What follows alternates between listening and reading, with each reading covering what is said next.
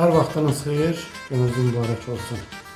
Uca Allah'ın sizləri həmişə imanlı, ibadətli və hidayətli eləsin inşallah.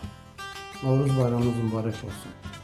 Allah dualarınızı, niyətinizi, orucunuzu haqqın dərgahında qəbul eləsin inşallah.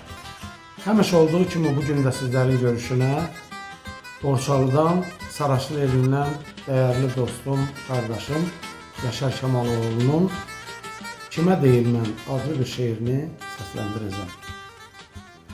Taxt tacını itirmiş, mən şah kimiyəm, deyəsən dünyadan, agah kimiyəm, inlədən, ağladan, segah kimiyəm, söyləyin dərdimi, kimə deyilmən. Kaman tək sızlaram, ney tək ağlaram, dəniz tək coşaram, çay tək çağlaram, qəm yükü ilə ciyərimi dağlaram, söyləyin dərdimi, kimə deyim mən. Bu dünya əzəldən qumar kimidir, kiminə düzənlik hamar kimidir, sığalı, yalancı, tumar kimidir, söyləyin dərdimi, kimə deyim mən.